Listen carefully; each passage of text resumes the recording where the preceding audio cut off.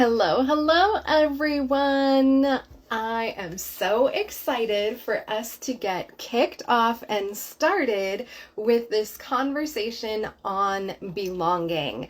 What we are going to do is I'm going to wait for our special guest to log on, and as soon as he is on, we'll go ahead and get the live started. Yvonne, I see that you have already joined us. Welcome. Thank you for being here. Feel free to say hello, drop a comment in the chat box. Maybe let us know where you're joining us from, what inspired you to join. Actually, that name is looking familiar. I think we engaged on the comments yesterday, so I'm really glad that you are here with us, Yvonne. We're just waiting a couple minutes, allowing all the tech stuff to get situated, and we will start. I'm just waiting for Amar Atma to join. Oh, I wonder if I can just invite him this way. No, I can't invite him this way. So I guess what I'll do is I will talk and just, you know what I'm going to do? I'm going to ground in. For those of us who are already here and joining, a nice big breath. Oh, hey! Amar Atma is here. Yes, join. I think we did this correctly. Did we do this correctly? Yes! There we did. Now we did it correctly. I'm here. I've arrived. Thank you so much. So grateful.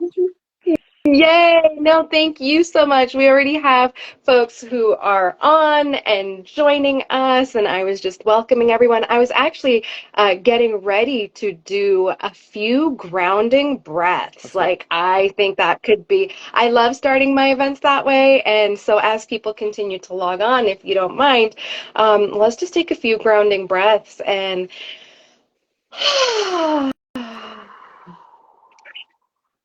starting with the big exhale. And then for those of you who are joining us, you're welcome to join. Yes, I hear Amar Atma going at his own pace with those nice big breath in through the nose, down to the belly.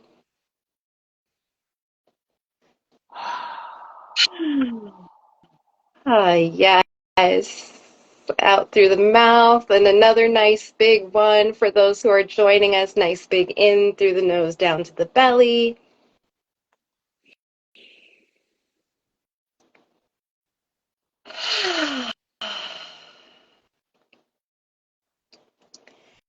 And for my sake, I'm going to do one more nice big in through the nose, down to the belly.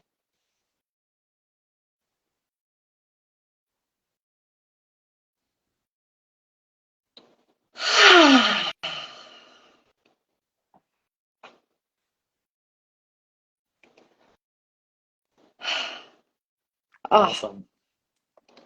Well, welcome again to everyone. I am Sharani M. Batak, one of the co-hosts of our conversation today on belonging, the grief of the immigrant experience, with my friend Amar Atma here. Welcome, and thank you so much for being here and having your community join us for this really special conversation. I cannot tell you how much stuff has been stirring in me, especially over the last 12 to 24 hours as we've been preparing for this space. And for those of you who are joining in, feel free to say hello in the comments. Feel free to let us know what drew you here today, where you're coming from. We'd love to get to know you. This is an interactive conversation. It's a part of why we go live. And so with that, I'm going to turn it over to Amar Atma to say hello. Hello. Well, hello there, Sharani. Thank you so much for the invitation. I'm grateful to be here. I'm grateful for all those who are attending live with us today. We're talking about a really powerful and an important topic around loss and grief that we might not think about in a very powerful way, around sometimes feeling like that loss of culture and community and identity by being an immigrant and coming from that. And both Sharani and I both have experiences about being from immigrant families and what that means for us in terms of belonging and the grief and intangible losses that come in. So kind of a very powerful conversation, very powerful topic for us today. And it felt like both of us work in the world of coaching, and Shadani does work on relational intelligence, which I'm really excited to hear more about how she speaks to that. Obviously, my work is around grief work and helping us to really help work with aspects around all the multifaceted natures of all that pieces there. And before we get started, I just want to feel like I want to lean in a little bit more on the somatics. And so, if you don't mind, may I lead a little bit? Yeah, would that be okay? Yes, Good. please, please, please. I'm gonna sit back now for you. Yeah. Great. Awesome. Okay. So let's just all get together. Let's like ground together. Let's just be conscious in a relationship with each other. Let's rub our palms together and build a lot of heat. A lot of heat in our hands. Create that rub. Get that electricity going. Beautiful. Awesome. And now place your hands on your face. And begin to move your hands down your face and feel that warmth, that sweetness. And a deep exhale as your hands come down to your jaw and your chin. Great. Let's do that one more time. Bring your palms right over your eyes and bring your hands downwards and just a sweet caress. A lot of nerve endings in our fingers, a lot of nerve endings in our face, and just bringing that awareness of sensation and coziness. Deep exhale. Good. Now let's bring our fingers to the inner part of the eyes and just sweep underneath your eyes as if you're wiping away tears. And then bring your fingers down your cheeks, down the jaw to your chin, and pull it off with a deep exhale. Good. Let's do that one more time. Good. Bring the fingers right into the inner part of the eyes. Sweep across, just underneath, down the jaw, and sweeping any tension off the chin, and just release with an exhale. Awesome.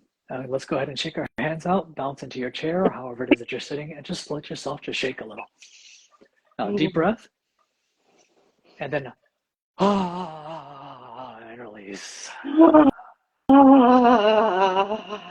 Awesome. Deep breath, and then release. Awesome. Good job. All right, wiggle a little, just shake it out. Good job. I feel like I needed that a little bit for myself because I'm coming out of some hecticness and some energy and some tension. And so for me, sometimes this work around doing emotional work or grief-oriented work is not the absence of emotions, but how do we really work with them and how do we really learn what they're offering us? And so I know that I was coming into this session not fully like just relaxed and chill. I was coming in with some tension and some heaviness and some hecticness. And so this is some of the techniques that I would use for myself just to help chill out, calm, ground, relax. So thank you for that. Well, thank you for stepping forward and speaking up. That was yummy and delicious on a whole nother level. So thank you for that, for guiding me and our community through that, right? Who's here and joining us today. And I know you have you're in a season of big events. And so we're just grateful to be hopping on and doing this, today. So with that said, Amar, Atma, why don't you tell folks more about who you are and what you do? And when I was hearing you introduce, what came up for me was sharing a little bit of our immigrant stories. Let's just set the stage for our communities here today. Because, I know you and I have actually very different experiences. And I know that the community members who have already been engaging with us in the comments have already started sharing some of their experiences with us, right? So I would love to hear a little bit more of your story. Yeah, I appreciate that. Thank you. I'll keep it pretty brief because it's obviously complex and heavy and messy and it's ancestral and it has all of that stuff that happens. And each of our stories, I think, bring a lot of power of its individuality and its uniqueness. So for me, I never really had to do the 23andMe, genetic testing because my family is 100% Punjabi Indian. And, so we come from India. And my grandfather on my father's side was the first to really leave India. He was a physician and the eldest of his family, of his brothers and sisters. So his opportunities really created opportunities for the rest of our family. And because there was British colonialism in India, the 1940s and 50s were really powerful times in that particular area of the world. And so our family had to leave hometown areas, had to sort of leave the experiences of partition and war and fighting that taken place around that area. So there's a lot of displacement that happened on both my mother's side of the family and father's side of the family. It's interesting Mm. because we were just talking the other day, my family and I, around heirlooms and China and things that are passed down. And it's interesting because we don't have a lot of things that are passed down in our generations. It's what we could carry that we could have passed down. So we have Mm. like clothing or jewelry or things that we would have on us as things that we would have as way to pass down. So there's not that many things. So often the things that were passed down was wisdom and insight and support and love and really appreciating that, which is very different than my wife's side of the family, which has like ancestral China and jewelry and other pieces that are part of their life history and their family history. And I just find that to be really powerful in that experience. Mm. So from India to the Britain to the UK to Canada to America, so there's about 4 or 5 different locations, and then through different locations in America as well, and different locations in Canada, and different locations in the UK. So a lot of different moves. And that's powerful because maybe before my grandparents' generation, there wasn't a lot of movement. There was a lot of Mm. stationary experience. So thinking about the experience of the pivot of one generation to the next and how much it's different from my grandparents' generation to my generation, it's like a powerful worldview difference, like massive worldview difference. Obviously, the world has changed so much, but wow, like the way that I've grown up versus the way I think about my parents or my grandparents growing up is like massively, massively different. So then the cultural experiences that I personally have had to go through, now a little bit more on the vulnerable side, the personal side of that, oh, good. Like very difficult for me. Like very, very difficult. Like overwhelmingly so. It took me like 15, 16 years to really understand that the pain that I was feeling around the cultural elements was really grief related.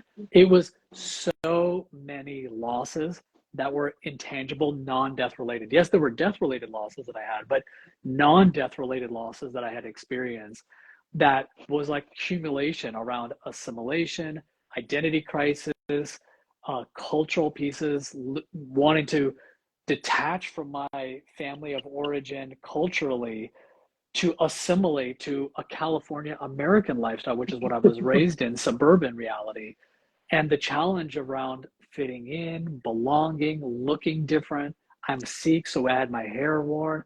I look like a girl, so there was a lot of gender pieces for me in Mm. that way. A lot of young Punjabi Indian men who are Sikh, who wear their hair up, often have a lot of feminine attributes because you don't normally see men with long hair and wearing it up. And so can kind of have that piece there. So for me, it was like layer by layer by layer, existential, dark nights of the soul, deep levels of loneliness and pain. I mean, my pain was like utter, like it was utter.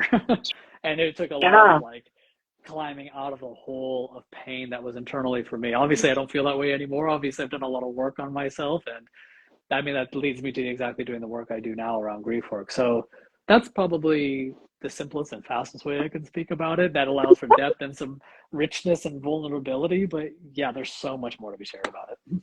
Yeah. Well, and one of the things, and I'm not gonna lie, like I've always been curious. I'm like, how deep in is Amar Atma's family when it comes to like how many generations you've been here, right? Mm-hmm. And what you shared in your post is that you're actually second generation American. Correct. So your Well, Help me do the math on that. I don't, I don't, Your I never know. parents, I never know how to is it, answer this, to be honest. It's I like, is know it it's first? hard. Because my parents didn't come to America until after I was born. So first generation or second? So second generation to the You're west, like but me. first How old generation were in you? America. So I came to the States, born in Canada, and I came to the States and when I was 3 years old. Me too. Yeah, So yeah. I've discovered that they call us like a 1.25 gen is what Okay, they cool. call us. Awesome. Yeah. Yeah, because I'd recently seen someone talk about like they're a 1.5 gen, and I was like, I don't understand exactly what that means. Like, because I similarly, I came here with my family at the age of 3, and so I'm, for all Samesies. intents and purposes, I know, I'm like, look at this. So for all intents and purposes, like I ended up growing up, like I'm very much like American, right? Like no accent, no, whatever, right? All those stereotyped things that happen. Sure.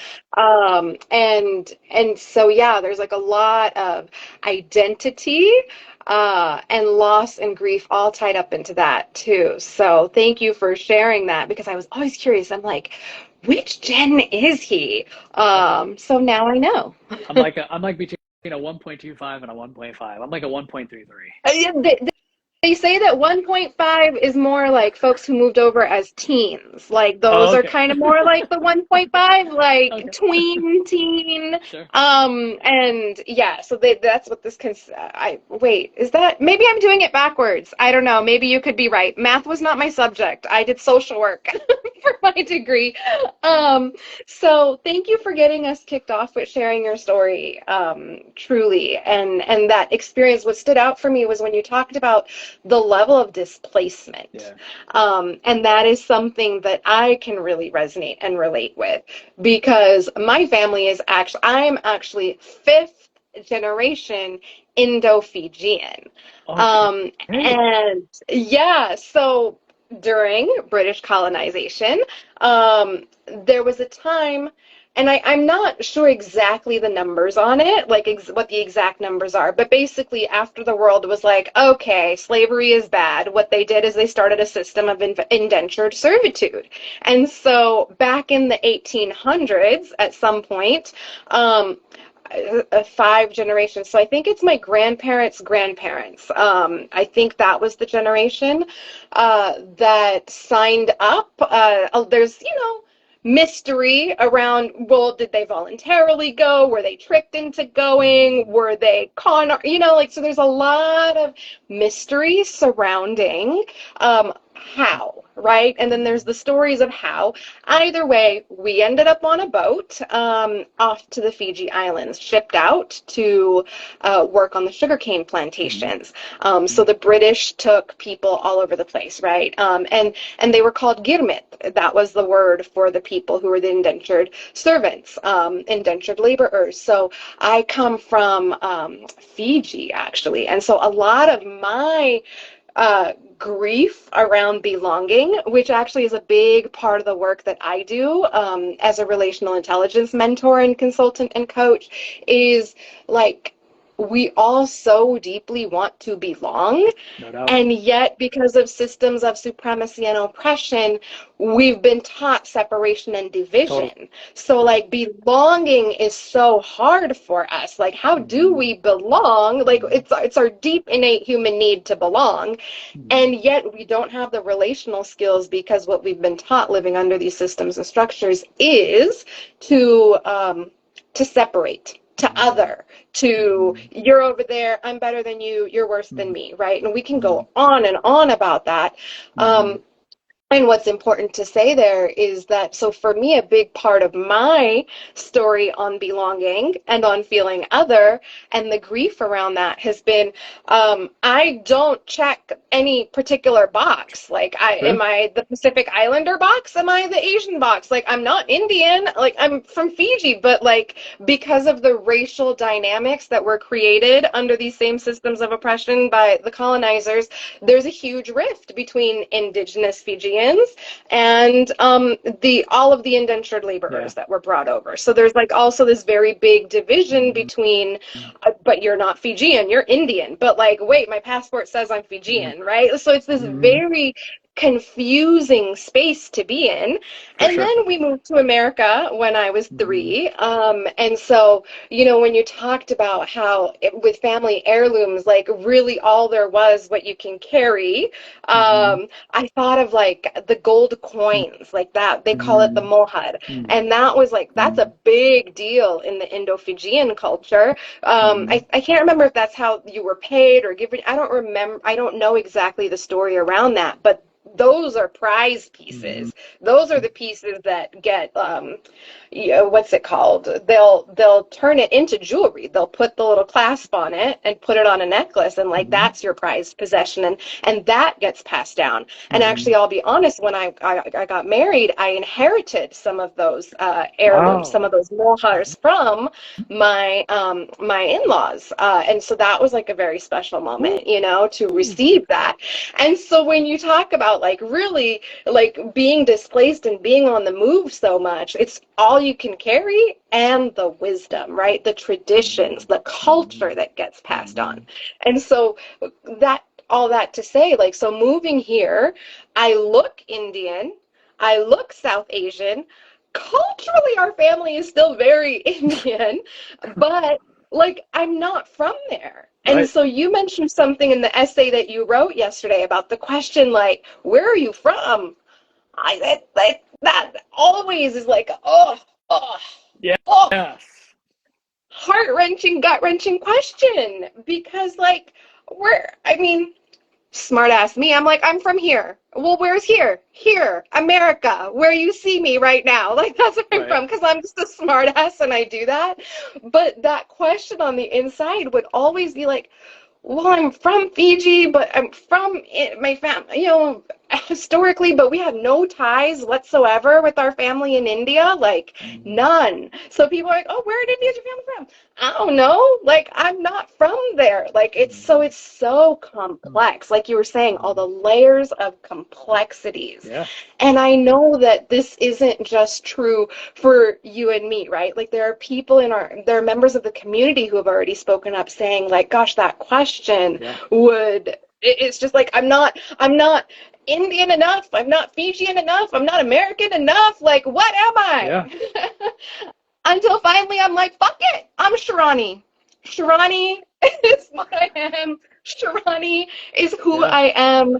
And there are these elements of all the different cultures that shape who Mm-hmm. I am Yeah. today, right? And you mentioned being Sikh, of Sikh descent. And for me, it's Hindu. So like, Mm-hmm. I was raised Hindu, but we were also raised that God is God, and Mm-hmm. you treat everyone with respect and love and kindness, and um, you know, and it's also kind of some effed up, we could talk about religion another time, but like, so today I'm like, yeah, there are certain things I still follow, Mm-hmm. but I am definitely much more spiritual. Like I have a personal Mm-hmm. relationship with a higher power today. Mm-hmm. Like my practices are a direct and personal conversation. Mm-hmm. I don't have to go do a certain ritual in order Mm-hmm. to connect with whom I call my God, Mm-hmm. like, and so that's and the balance between a traditional family who wants to hold on to their traditions because it's all they had, right? That's Right. what they were passing down. That's right. That's the wisdom that was being passed to like, that's not the way we do things, or that's not traditional, or da da da. I mean, I remember when my husband and I got married, and long story, we won't go into it, but we ended up having to scrap all of our plans in the last 24 hours because Wow. my aji passed away, my Mm-hmm. paternal grandmother. I think dadi is a more formal term in India, Mm-hmm. but we call aji. And in my tradition believes that when a significant person on the father's side passes away, you stop all celebrations. You don't proceed. And Right. she passed away literally 2 days before my wedding. Oh. So there was a big debate. I mean, talk about grief and loss. Like there are still Yes. days that that comes up for me, Yeah. right? And also how people didn't understand being in this bridge place of, but but wait, like I understand that our, the matriarch in my dad's family has passed away, but like we've put in thousands of dollars and things are reserved and like everyone's plan, like, right? And so the balance between and thank goodness for elders who are more sensible or more open Right. these days, right? Because, there was my dad consulted with some elders and they said, you know what? We live in America now. Like, we Right. live in America now. It's different here. Mhm. And so in the last 24 hours, we changed our traditional Hindu ceremony to a Mhm. non-denominational ceremony, which is way Wow. more me and my husband, like Wow. all new clothes and everything, not for him, but like, so there was just so much of like that's a part of that balance between Mhm. how do we hold and honor Mhm. the tradition Mhm. of, well, your grandma passed away and we're not, your aji, Mhm. your paternal grandma passed away, we're not supposed to be celebrating, but like, wait a minute, there's also this very real reality of also where we live, right? So it's like, how do we Mhm. hold the both Yeah. and still proceed and move forward, so there's so much complexity. So much complexity. And like, not being Indian enough, not being Hindu enough, not being traditional enough, not following the old ways enough, but also not following, like, not being American enough, not following the new ways enough, still being too whatever, Yeah. right? You're still, oh my gosh. And then you add our brown skin, plus for you, you very physically have physical appearance. It's like with your, I'm gonna call it a bug, that's how I've always grown up. But Mhm. with your turban and the beard, right? Like there's markers that Mhm. very clearly label us as Mhm. other on the Mhm. outside. Mhm. Um, and so it's just such, I'm gonna stop talking because it's just so complex. Oh, but way to share all the different layers of the losses that come in that we might not ever speak about or never name. And thank you so much for really elaborating on your personal story and journey and the layers, we can't compare and compete between people's othering experiences. It's how we experience and in that relationship of, wow, being Indian but Fijian and not necessarily feeling that connection of India. So there's some aspects of like, oh, cultural identity as being Indian, but actually I'm Fijian. My passport says I'm Fijian. The Hindu aspects of religion that comes in with that, the components around what do you hold on to, what you let go, and the transitions from that world that we have to where we're living. I mean, the layers and the layers of the losses that you speak about are really powerful. And I'm so grateful that you're sharing that because I think that our goal for today was let's bring acknowledgement, let's bring awareness to what it feels like to be this way. And obviously, like everybody has their own way about how they go about it. And that might be a part two around solutions or how we grieve through some of those pieces or talk about relational intelligence. And I think we can step into that a little bit today. But just the openness and the acknowledgement and the sharing of that, like, thank you, because I think there's so many people who might not have your exact experience, but can share in their own story and saying, yeah, look at the way I moved and what we held on to and what we had to let go of. And were we a part of an indentured process of servitude? Was it really a forced labor experience? Was this a choice that we had to make? Were we wanting a better opportunity, or did we feel like the socioeconomic was pushing us into a directionality? I mean, the layers and the layers of that, and then how we might carry for our family who did not have the opportunity or the privilege to lean into the emotional experiences of processing that grief, to feel like survival, to be able to provide for future generations to have opportunities that they didn't necessarily have. And what we maybe do in our experience now, where survival may not be the same as them, and how we then hold um, a sort of, I would say, a heaviness. I wouldn't say a burden, but a heaviness of processing some of the intergenerational pieces that come in with that. So thank you for really elaborating and expressing into those pieces. Thank you. And I just want to pause right there because you mentioned, and of course you did, it's why we vibe, the intergenerational piece of For it, sure. right? Yeah. And that's like,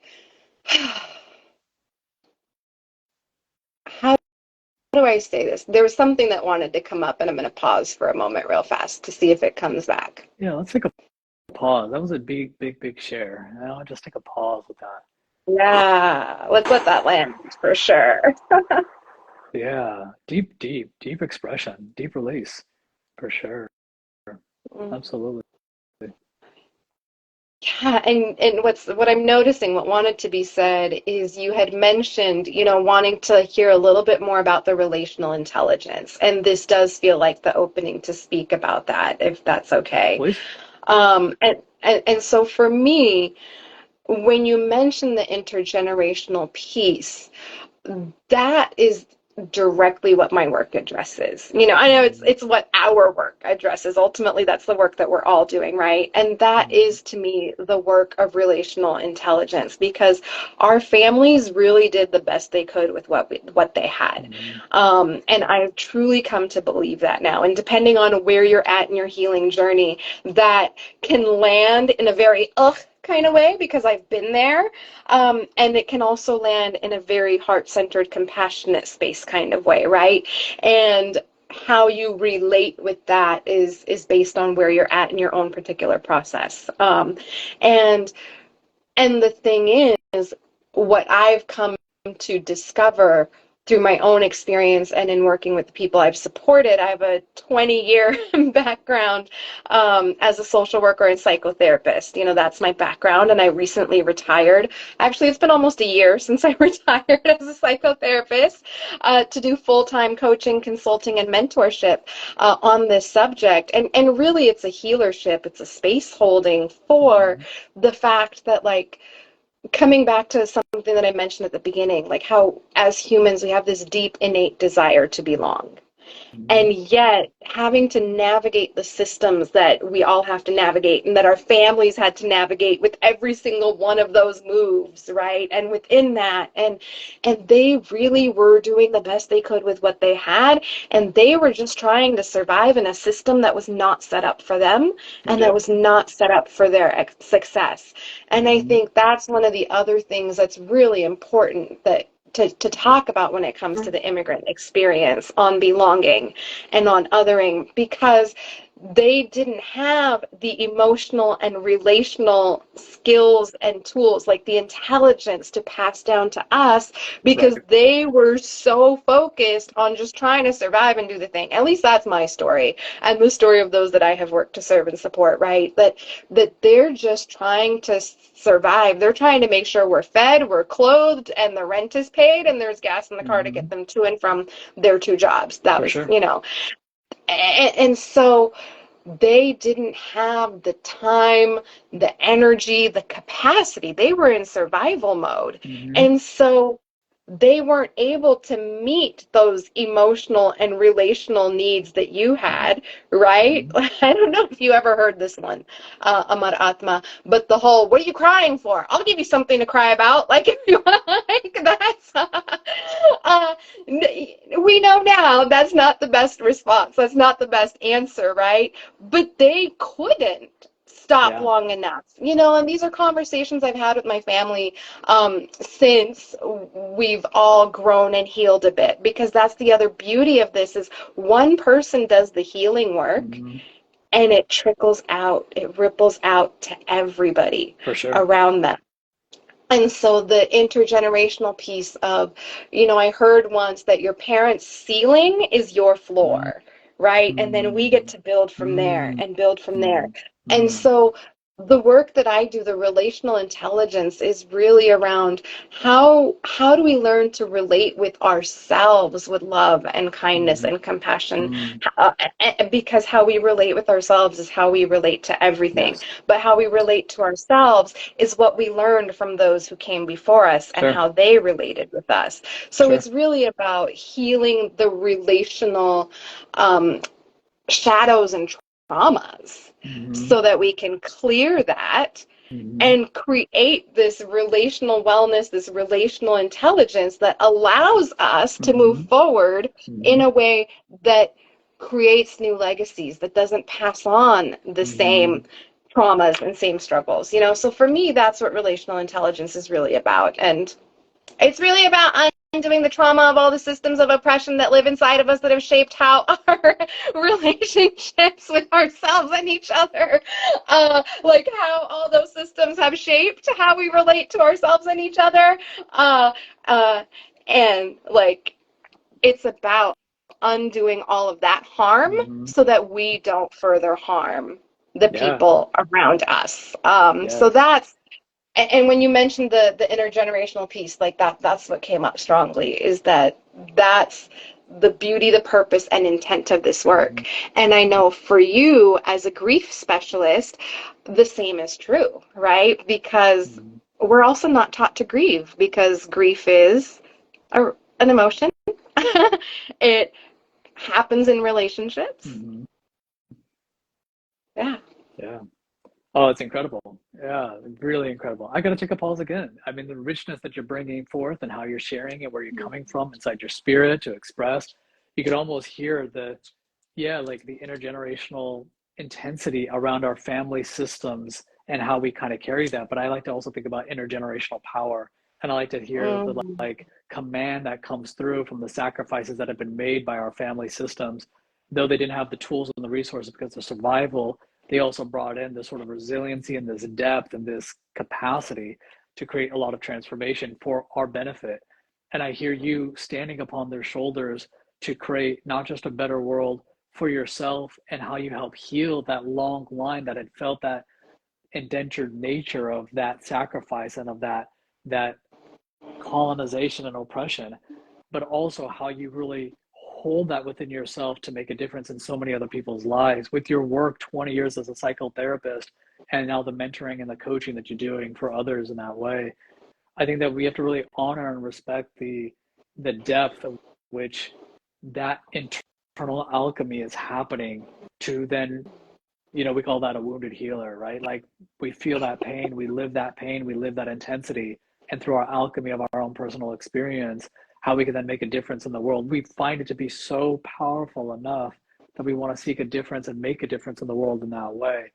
And that's like a seed that was planted generations ago that is coming to fruition, almost like an acorn that has an opportunity to germinate and sprout to create an oak tree. You stand on the shoulders of your family while at the same time live by the roots that they express into the world, creating shade and homes for energy to be able to exist. And I really love that expression that's there.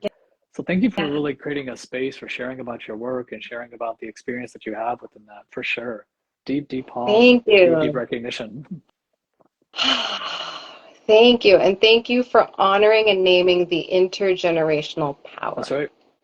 Mm, Yeah, it's so important. Yeah, so deeply important. mm, Yeah. For a big part of my life, I had a lot of blame and a lot of anger and a lot of frustration for my family system. And it wasn't just my immediate family, but the extended family and the families beyond that in terms of grandparents and all that. And it was really challenging because I was in a real intense identity crisis about figuring out who I am in a world that is bringing together many worldviews. And it's almost like an accordion that's stretched out and then squeezed, and I'm almost feel compacted. One of the challenges that I feel that is very powerful was when I went to school versus when I was at home, the huge cultural divide. I used to take the bus to school or I used to walk home from school. So that was almost like an integration experience for me around transitioning from cultural experiences in deep ways. And I had a really hard time creating that assimilation, or I would say part of me feeling able to connect between one world and another world. And they were so different from each other that it was almost like they were polar opposites or almost a gravitational repulsion. And I was sort of in this tug of war, feeding or experiencing that that detached magnetism and that repulsion experience that was there. So for me, that carried a lot of anger and a lot of frustration and a lot of interpersonal pain. When I started to name them as losses and name them as grief, that was a way in which I started to understand what I hear you talking about with relational intelligence, in that sense of having a deeper relationship with myself and then a relationship with these varying aspect of worldviews. And I saw that it was almost like my arms were like, it wasn't just one arm, it was like multiple arms holding different things together. And there was a certain exhaustion that came with that. I can feel like a lot of my frustration, my agitation that I felt, and the sort of default anger that I felt, and then obviously blamed because I didn't know how to process any. I felt like somebody had to be blamed for it. So it was very easy to create that sort of disconnect with family. But what I found over time was an experience of recognizing that that exhaustion, I had to really find ways to claim and to honor and acknowledge not just the losses I was feeling, because I was feeling the intergenerational losses. I still continue to grieve for my family in ways that they can't grieve. I still continue um, to recognize where unresolved grief and loss might exist within a family member, or within my generation, with my family generation, or within my friend group, or other South Asians who experience similar things, or other immigrant populations, and feel into that experience of like, oh wow, look at the loss that's there. So I like the idea of grief informed work, so like I might even add like grief informed relational intelligence, to recognize how relational intelligence is so powerful based on how you share it, and then bring a lens of grief informed reality into it so that we can honor, name, and acknowledge the losses that are part of that. I find it that when we don't have an opportunity to name those losses as they are, there's a sort of an unconscious habit that happens within us that exists as a need to reclaim what was lost. And it's a part of us that, okay, so I have a loss I don't necessarily know, but I'm trying to figure that out. So when it comes to innocence or identity or culture or ritual or parts of ourselves that are about people pleasing or approval seeking behavior, or the fawn experience, become expressions in our personality that are trying to figure out a way to reclaim something that was lost. For me, that's been a very powerful experience because I wasn't always Sikh.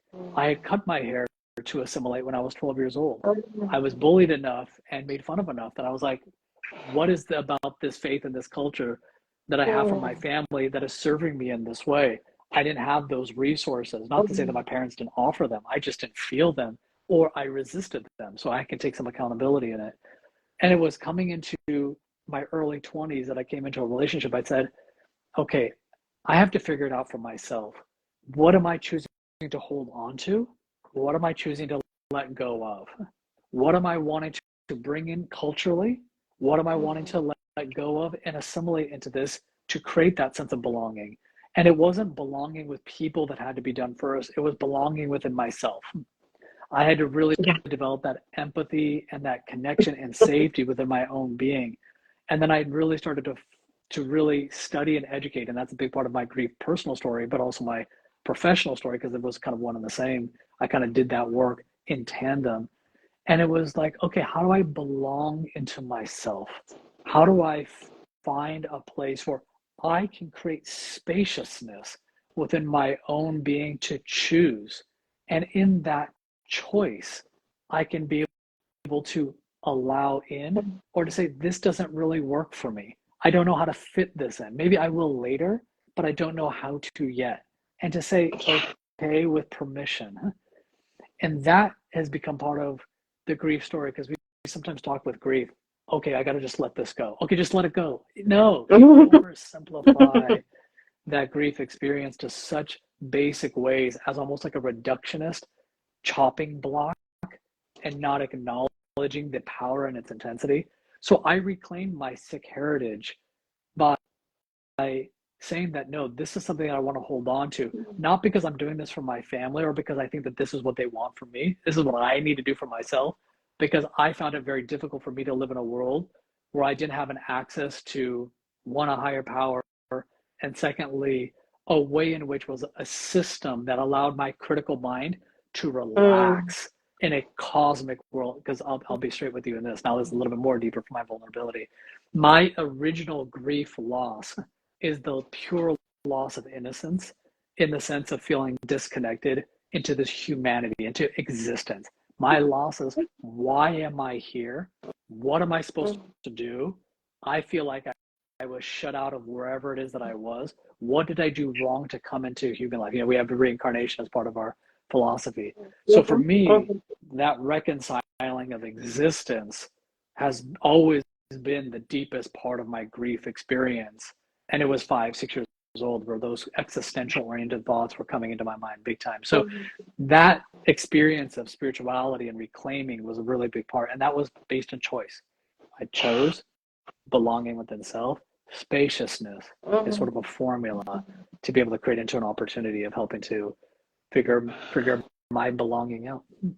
Mm. Oh, and just pausing there. Wow, that was. Mm, thank you. Yeah, And you named something so important, and I'm glad you did it, which is belonging to ourselves. that's right. Yeah. And I can't believe, one, that we've been talking so long. It's been almost an hour.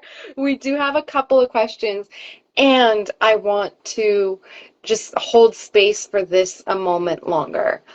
Um, and thank you for your very honest and vulnerable share about your original grief, and your original loss of, innocence and that existential questioning. It's really funny. When I was younger, I used to tell, I think I was in my teens at that point, I was like, this whole world is one big stage and God is the director and this really fucking sucks. Like, this is a really shitty stage and it's a really shitty play. It's a bad And I don't know, show.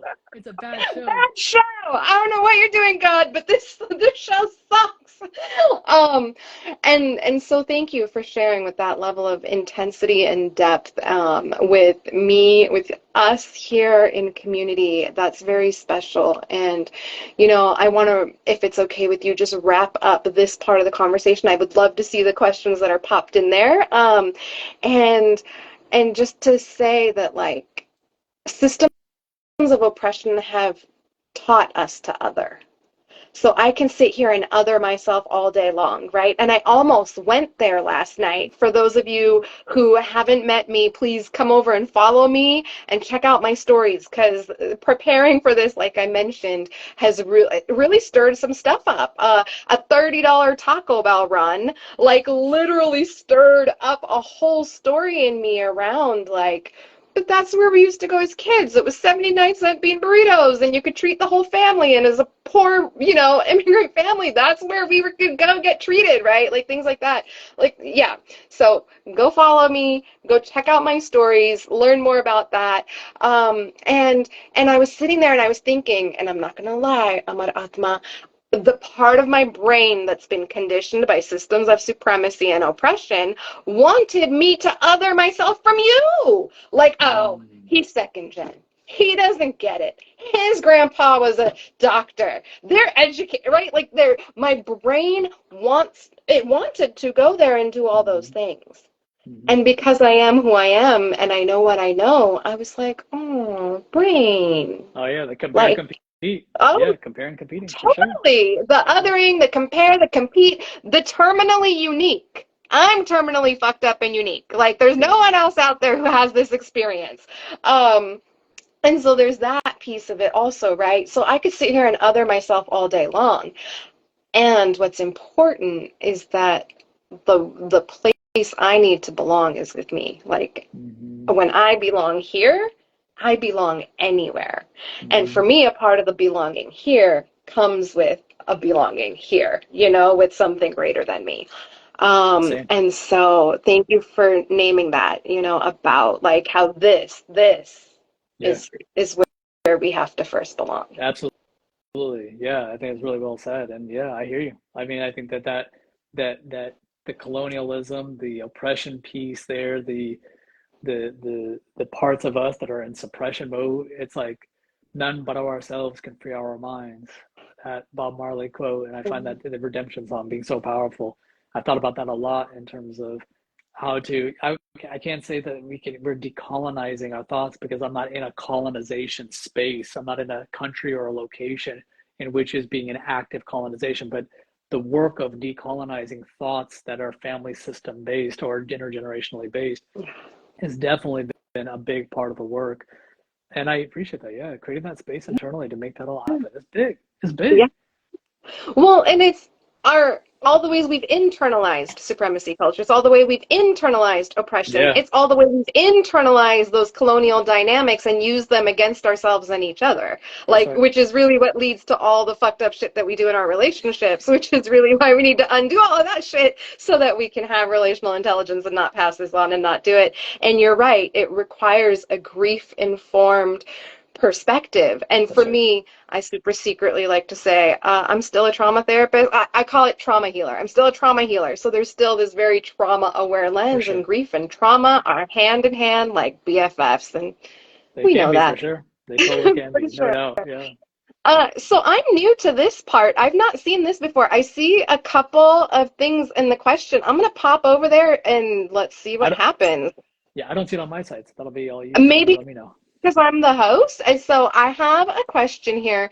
Can you speak about intergenerational Irish trauma from people that fled the potato genocide and then those of us raised by addicted parents never feeling belonging or safety due to the domestic abuse and childhood traumas? And that was by Hope Serenity. And I can't pronounce this last name, so I'm not even going to try to butcher it. So Hope Serenity, dot Filikin.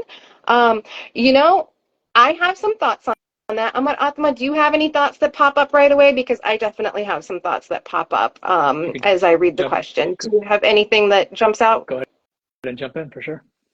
Yeah, so I am not directly, I don't know the history of that, the Irish, but I have heard about it and I'm not the expert in it. What I can speak to, though, Hope Serenity, is that you talked about raised by addicted parents never feeling belonging or safety due to domestic abuse and childhood traumas. I'll share a little bit more of my story here. As a person who came from similar types of circumstances, as you all heard about my history with indenture, what I've come to discover in my work, both when I was a trauma therapist and doing the work now, is that the how do I say this? I'm going to try to be concise. I also am an adult child of alcoholics and addicts. Let's just say that. I come from a family system that has those same dynamics. And what I've discovered is that those same dynamics, when you look across all oppressed peoples, like those who have truly been marginalized and oppressed, you will see the same types of patterns: alcoholism, addiction, violence, abuse. One of my mentors, Milagros Phillips, she's known as the race healer. She helped me through a lot of my own internalized race healing. You can learn about her at the Race Healer, or go to the link in my bio, find my podcast, Fierce Authenticity, and she is my guest, season 3, episode 1 of the Fierce Authenticity podcast. And she talks about how oppression internalized becomes depression, becomes depression. And really, when you think about alcoholism, addiction, violence, abuse, those are all ways of coping with the depression associated with those systems of oppression. And so, though I don't have like a direct answer, what I can say is that your experience is not uncommon, and it really does a number on us as adult children coming from those dynamics. Like, I feel like for me, not only was there the layer of complexities of like, okay, on belonging, on being other, on being Indian, on being Fijian, on being an immigrant, but it was also knowing that things that were happening in my family system were not right. Like, something here is not right, but I don't know exactly what it is until I became older and realized. And it creates such a rift in the sense of self and in a sense of safety, in the sense of, do I belong? Because the people that are supposed to be caring for you, who are supposed to be loving you, become the very people that are violating you. And so that is a very, very painful and complex place to be. And I don't know if I'm answering the question, but that's what I can say about the intergenerational trauma. Not necessarily directly Irish trauma, but the marginalized and oppressed people's trauma, and how addiction, violence, abuse becomes a part of that story, unfortunately. So that's what I got. Amar, Atma, anything from your end? I think that was a really beautifully said expression. Thank you for sharing your personal story about that. And to this person who asked the question, from a grief perspective, I think that one of the ways that we have when we have to deal with oppression or generational pain that comes in that style, that way, and then the experience that comes in with parents that are alcoholics or have addiction, there's not really a space for your expression, for your life. It's almost overshadowed and eclipsed by what their needs are. So sometimes then we have to grow up as being an adult for family members who are like that. And in doing so, there's a lot of losses that come in with that. A loss of childhood, and obviously a loss of innocence, or the loss of stability and a loss of trust that might be available for your family.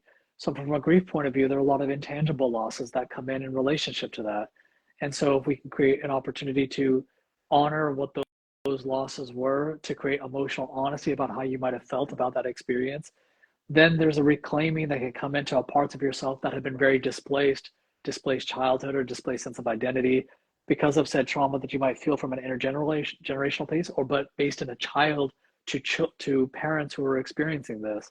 If there was addiction and there was pain in that way, then we can say that maybe some of the ways that they could cope with the emotions and that pain weren't present. So then we might have to pay attention to what are some of the areas that we haven't coped with intense emotions in our life that are imprinted as almost coping paradigms that we learn from them that we might still continue to perpetuate in our life that keeps then us stuck. So there's, when it comes to grief work, we swim in an ocean of grief. And so we're not always aware of what the experiences of how we do what we do. We don't know what we don't know when it comes to grief. So there's a little bit of unlearning that we have to do around how we think about our emotions or how we think about loss or how we think about grief that can be helpful in terms of creating space for some of that reclamation to happen for our own hearts and for our own experience. So I hope that helps speak to your experience in that way.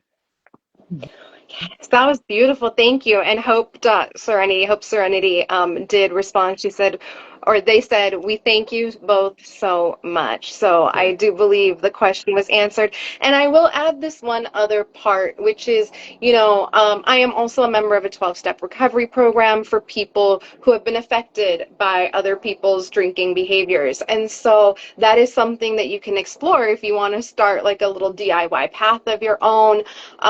Maybe you can look into Al Anon for families and friends of alcoholics, Nar Anon for families and friends of narcotics, people with narcotics addictions. I've heard they even have one for Marijuana Anonymous.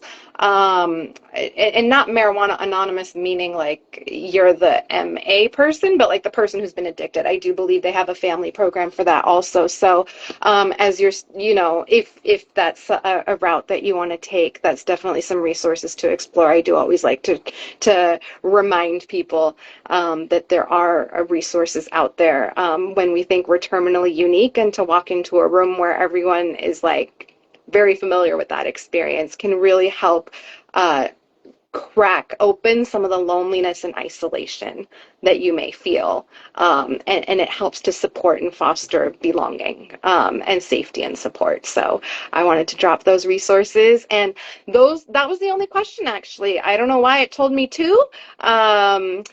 But that's what we've got in terms of the Q&A. I want to say thank you so much from the bottom of my heart to you, Amar Atma, for joining, and to everyone who has joined us, who will be joining and watching the replay. Gosh, this is such a rich dialogue and conversation. And before we talk about any projects we're up to, how people might be able to go deeper in this work with either of us, is there anything else that you want to say to conclude our time together, Amar Atma, before we transition into that last piece of our time together?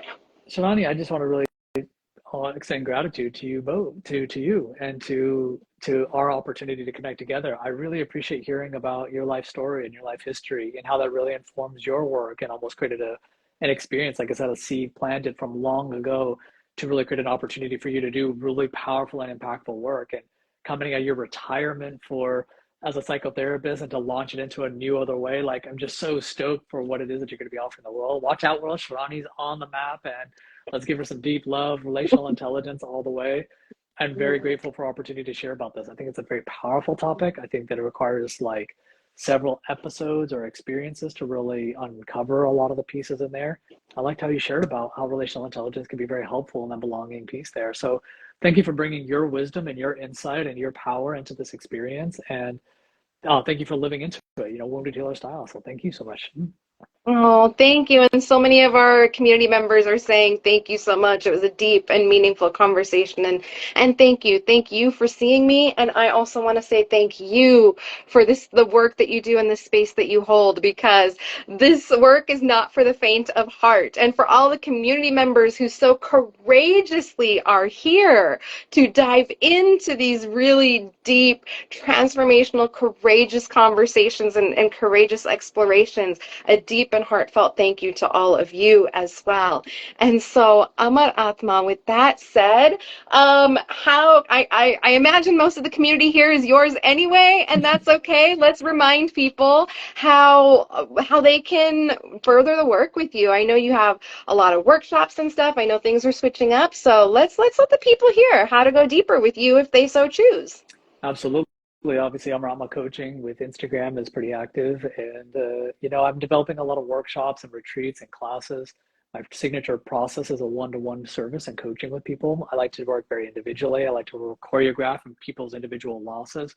But coming up later this year, especially as the holidays get closer, I'll be doing some group work that'll be virtually based to help us with grieving during the holidays and creating space around where we get stuck and why we get stuck, and is there a way that we can help our grief move so that we can kind of embrace the holidays with a little bit more sweetness and gentleness in our life and our expression.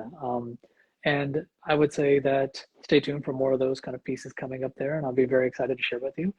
And yeah, and in-person retreats will be coming up too, a lot more of in-person things. So all the things, maybe stay tuned for that. How about you? How do we find out about more about you?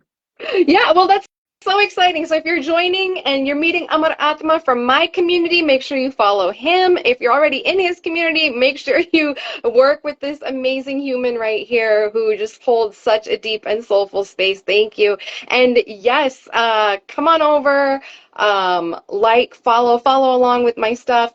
And the ways to work with me right now, I kind of have like 3 layers. Here's the introductory series right here is Fierce Authenticity, my first book. And then the next step is I do have a podcast by the same name. When I post the replay, someone asked about a replay. Yes, I will post a replay. And I'll post the link to the episode I mentioned with Milagros Phillips. I'll post that resource there as well. And also my schedule is open for mentorship and coaching. So the way that I work and support with people, the way I work with and support people right now is primarily through this very deep space where we take a 2-day deep dive into exploring these relational patterns, traumas, wounds, and really doing some deep shadow work for a 2-day deep dive. And then you have my support for several months after that as you are continuing to integrate. And really it's this beautiful alchemical process. I mean, what you saw here is what you get when you choose to work with me. And then I do relational intelligence consulting in organizations as well, where there are toxic team dynamics, toxic workplaces. We all know those places. I go in and support to help everyone get their relational intelligence game up. So there's lots of ways to work with me also. All the links are in my bio when you come over and meet with me. Awesome.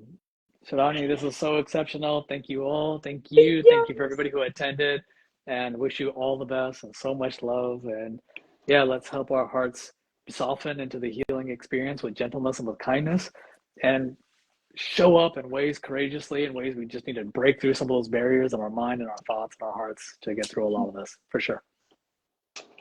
Beautiful. Well, thank you so much again. And I will post the replay. So I'll be sure to tag you in it so that your community gets in on the juicy, yummy replay as well. For sure. Awesome stuff. Lots of love. Take care, everyone.